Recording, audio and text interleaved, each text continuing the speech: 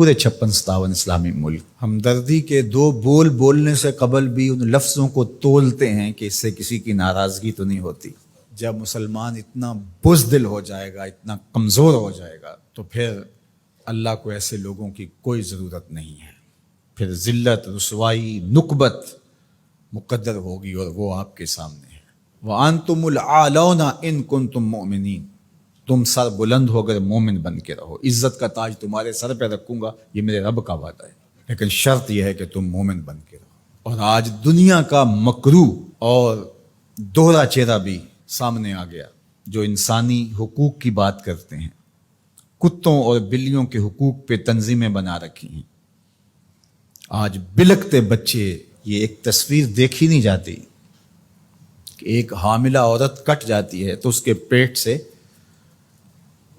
ادھورا بچہ ایک شخص ہاتھ میں اٹھائے ہوئے دہائی دے رہا ہے۔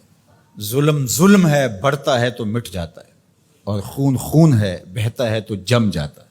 کاش کہ آج ہمارے آیان سلطنت کچھ سوچیں کہ ہم نے اللہ کے حضور پیش ہونا ہے۔ اس وقت سب سے اہم کردار اگر کوئی شخص ادا کر سکتا ہے تو وہ سعودی ولی عہد محمد بن سلیمان ہے، کہ جس کی آواز پر پوری امت جمع ہو سکتی ہے۔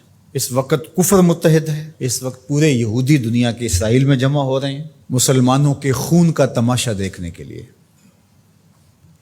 اور 56-57 اسلامی ملک ان کو پرواہ ہی نہیں ہے۔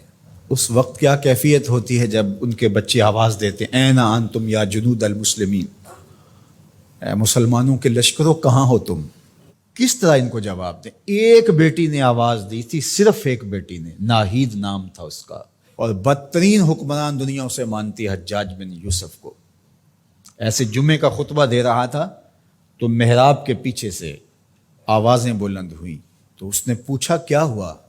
تو لوگوں نے بتایا کہ دیبل میں ایک کارواں کو راجہ داہر کے لوگوں نے لوٹ لیا ہے، تو یہ اس کی فریاد کر رہے ہیں، اور وہ ناہید نامی ایک لڑکی نے آواز دی ہے، میری مدد کو پہنچو۔ تو حجاج نے کہا تیری مدد ہو گئی، اور پھر محمد بن قاسم کو تیار کیا، اور پھر وہ قہر بن کے ٹوٹا، صرف ایک بیٹی کی آواز پہ۔ ایک بیٹی نے پکار دی۔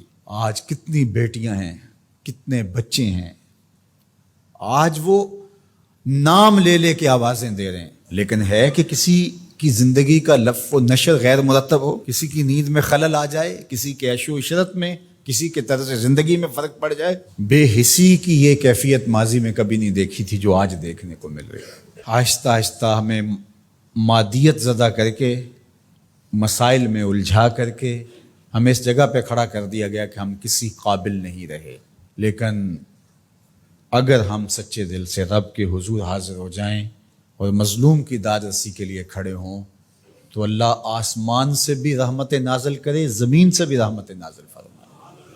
اللہ آسانیاں کرے اور فلسطینیوں کو کامل فتح یاب فرمائے، اور اللہ اس امت کو کھویا ہوا وقار دے، اور 56 اسلامی ممالک کو غیرت مند حکمران عطا فرمائے، اور اپنی خاص کرم نوازیاں اللہ